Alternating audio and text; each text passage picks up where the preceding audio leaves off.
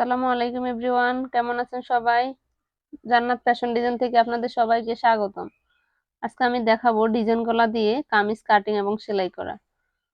পুরা ভিডিওটা না দেখলে কিন্তু ডিজাইন গলাটা একদমই মিস করবেন। এর জন্য পুরা ভিডিওটা দেখতে থাকুন। এখানে আমি কামিজের সামনের পার্ট নিলাম। এটা হচ্ছে 3 পিসের কাপড়, সেজন্য আলাদা আলাদা পার্ট করে নিতে হবে। এখানে আমি লম্বা নিচ্ছি 45 ইঞ্চি এবং কাঁধ নিচ্ছি আমি 6.5 ইঞ্চি। গলার ফাঁস নিচ্ছি আমি 2.25 ইঞ্চি। গলার নিচের লাম নিচ্ছি আমি 6 ইঞ্চি। এখানে গোল গলা দিয়ে আমি রাউন্ড করে দিলাম। মোহরা নিচ্ছি আমি 8 ইঞ্চি। বডির অংশ হচ্ছে 40 ইঞ্চি, সেজন্য 10 দুগুণে 4.40, 1 ইঞ্চি বাড়িয়ে আমি 11 ইঞ্চি করে নিলাম। হিপ নিচ্ছি আমি 12 ইঞ্চি। হিপ থেকে আমি কোমর নিচ্ছি এখন 11 ইঞ্চি। হিপটা যার যার পছন্দ অনুযায়ী এখন হিপ থেকে আমি নিচের দিকেটা সোজা করে দাগ দিয়ে নিচ্ছি। হিপ কেউ 11.5 দেয়, কেউ 12.5 দেয়, কেউ 12 দেয়, মানে যার যার পছন্দ অনুযায়ী। এখন আমি দাগ বরাবর করে কেটে নিচ্ছি। এখানে যেহেতু ডিজাইন গলা দিব সেজন্য আমি গোল গলাটা আগে কেটে নিচ্ছি। হিপ পর্যন্ত গিয়ে 1/2 ইঞ্চি বাইরের দিকে গিয়ে আমি কাটতে হবে।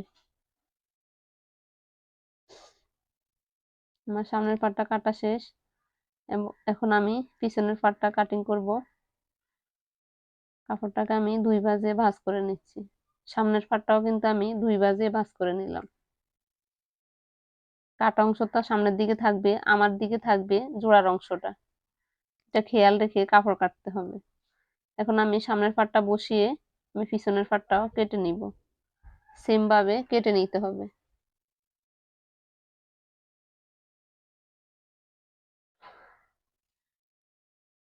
পিছনের গলাটাও সেম ভাবে আমি সামনের গলাটা যতটুকু কাটলাম পিছনের গলাটাও ততটুকু কাটবো, কারণ ডিজাইনটা সামনে পিছে দোনো পাশেই হবে।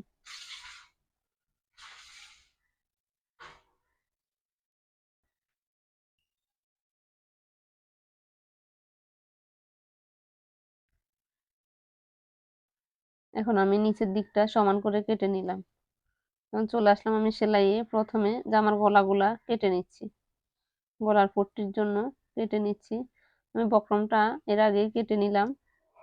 1 ইঞ্চি করে ফাঁস করে বক্রমটা নিতে হবে। এখন আমি একটা পট্টির উপরে উল্টা সাইডটা উপরের দিকে রেখে আমি পট্টিটা লাগাবো। এখন আমি বক্রমটাকে বসিয়ে গলার পট্টিটা সেলাই করে নিচ্ছি। 1/4 করে কাপড় রেখে আমি আর বাকি কাপড়গুলা বটে দিচ্ছি। 1/4 করে যে কাপড়টা রাখলাম ওই কাপড়টা জামার সাথে অ্যাড করতে হবে, সেজন্য। এখন আমি ফিতাগুলা সেলাই করে নিচ্ছি। ডিজাইনের জন্য যে ফিতাগুলা দিব গলার মধ্যে ওগুলা সব সেলাই করে নিচ্ছি। এখানে ফিতাগুলা নিলাম আমি 1 ইঞ্চি করে চড়া করে। আপনারা অনেকগুলো ফিতা নিতে হবে, আপনারা সেলাই দেখলে বুঝতে পারবেন। এই যে দেখেন আমি সবগুলো ফিতা সেলাই করে নিলাম। এই 2টা ফিতা নিলাম আমি গলার মধ্যে গোল করে দেওয়ার জন্য, আর এক কালারের গুলা নিলাম আমি ডিজাইনের জন্য। এখন আমি গলার পট্টিটা আগে জামার মধ্যে বসিয়ে নিচ্ছি। এর আগে আমি কাঁধটা আগে সেলাই করে নিতে হবে। গলার পট্টিটা বসানোর আগে বাঁ দিকটা ভিতরের দিকে রেখে উল্টা দিকটা বাইরের দিকে রেখে আমি কাঁধের অংশটা সেলাই করে নিব। এখানে 2টা সেলাই দিয়ে দিচ্ছি।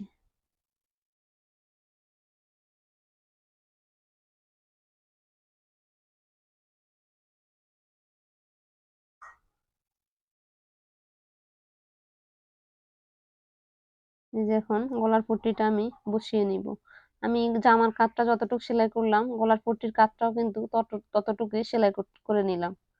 এখন আমি বাঁ দিকটা নিচের দিকে রেখে, মানে গলার পট্টির বাঁ দিকটা নিচের দিকে রেখে জামার বাঁ দিকটা উপরের দিকে রেখে আমি গলার পট্টিটা বসিয়ে নিচ্ছি। খেয়াল রাখবেন সেলাইটা যেন বক্রমের উপরে না পড়ে। আমি বক্রমের সাইডে দিয়ে সেলাইটা দিচ্ছি।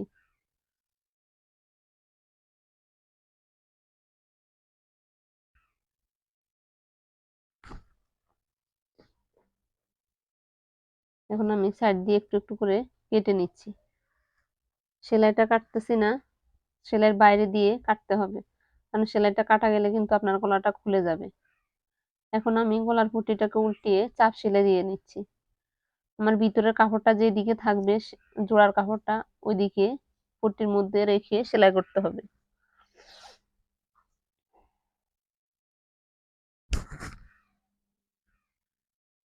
চাপ সেলাইটা শেষ। এখন আমি গলাটাকে একেবারে বসিয়ে নিব, মানে একেবারে সেলাই করে নিব।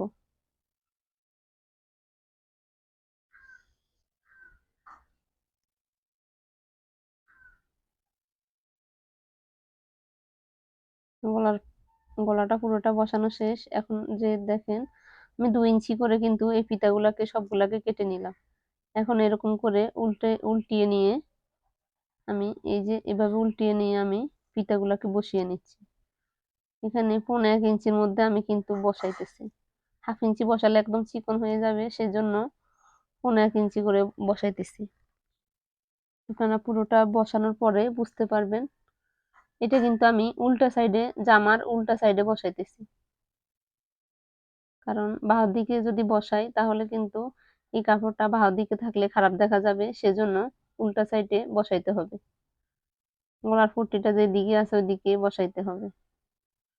আমি 1/2 ইঞ্চির থেকেও কম হবে, 1/4 এর থেকে একটু বেশি হবে, ওরকম করে আমি ফিতাগুলো বসিয়ে নিচ্ছি। এই ডাবল ফাটে ফিতাগুলো দিচ্ছি কারণ এর ভিতরে আমার একটা ফিতা ঢুকবে। এই লুপগুলার ভিতরে একটা ফিতা ঢুকবে। এগুলাকে ফিতাও বলতে পারেন, লুপও বলতে পারেন। যেহেতু এরকম করে সেলাই করতেছি সেহেতু লুপে বলতে হবে।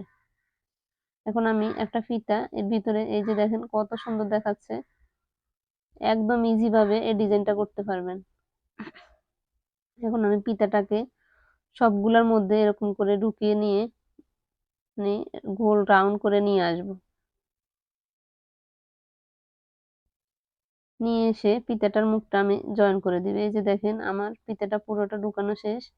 এখন আমি দুইটা মুখটাকে অ্যাকুরেট করে, খেয়াল রাখবেন ফিতাটা যেন লুজ না থাকে, অ্যাকুরেট করে ধরে এখন আমি ফিতাটাকে সেলাই করে দিচ্ছি। এই গলাটা কিন্তু অনেক সুন্দর দেখায় পরলে, কারণ সামনে পিছনে দুই সাইডেই আছে যেহেতু, এই জন্য জামার গলাটা অনেক সুন্দর দেখায়। দেখেন আপনারা একদম ইজি ভাবে এই ডিজাইনটা করতে পারবেন। এই যে দেখেন কত সুন্দর দেখাচ্ছে। এখন আমি বডির অংশটা আমি মাপ নিয়ে এখন বডিটা সেলাই করব। আমি মাপ নিচ্ছি এখানে 20 ইঞ্চি, কারণ 40 ইঞ্চি বডি যেহেতু, বডিও 20 কোমরও 20, দুই সাইডে আমায় সমান করে কাপড় রাখতে হবে। যে দেখেন দুই সাইডে আমি আর 1 ইঞ্চি কাপড় করে আমি রেখে দিলাম। এখন আমি হিপে যে দাগটা দিলাম, যে কাটাটা আছে হিপ পর্যন্ত, ওই কাটা পর্যন্ত আমি সেলাই করলাম। এখন অন্য সাইডে সেলাই করলাম। এখন আমি নিচের পাড়াগুলা সেলাই করে নিচ্ছি, মানে সাইডগুলা সেলাই করে নিচ্ছি। এখানে একটা বটা দিয়ে দ্বিতীয় বটাতে আমি সেলাই করে নিচ্ছি।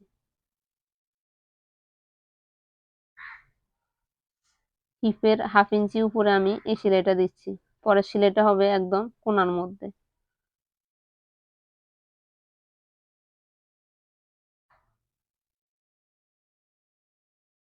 এই সাইডেও কিন্তু কাপড়টাকে অ্যাকুরেট করে ধরে সেলাই করতে হবে, না হলে কিন্তু কোনো দিকে কোণা বের হয়ে যাবে, কোনো দিকে ভিতরে ঢুকে যাবে। এই যে দেখেন আমার শেপটা কত সুন্দর, একদম সোজা হয়ে বসে গেছে, কারণ কাটা এবং সেলাই দুইটার সময় খেয়াল রাখতে হবে।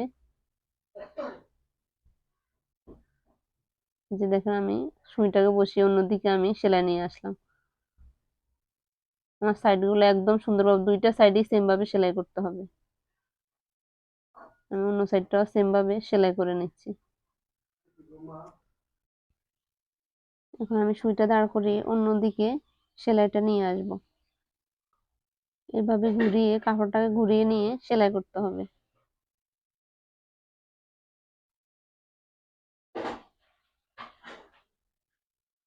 সেলাইটা যেন অ্যাকুরেট হয় সেদিকে খেয়াল রাখতে হবে, কাটাটা অ্যাকুরেট করে কাটতে হবে। এখন আমি আরেকটা সেলাই দিয়ে দিচ্ছি সাইড দিয়ে। সুইটাকে দাঁড় করিয়ে কাপড়টাকে অন্যদিকে ঘুরিয়ে নিয়ে এখন সেলাই করতে হবে।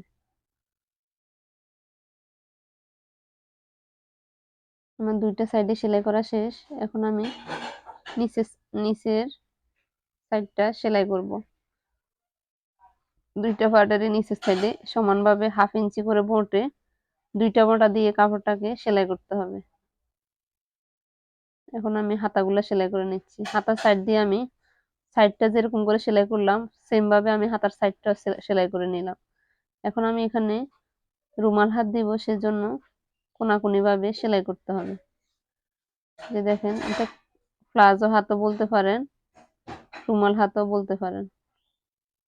আমার মোহরা হচ্ছে 9 ইঞ্চি, সেজন্য আমি হাতাটা 8.5 ইঞ্চিতে সেলাই করতেছি, কারণ হাতার ক্ষেত্রে 1/2 ইঞ্চি করে কম নিতে হবে।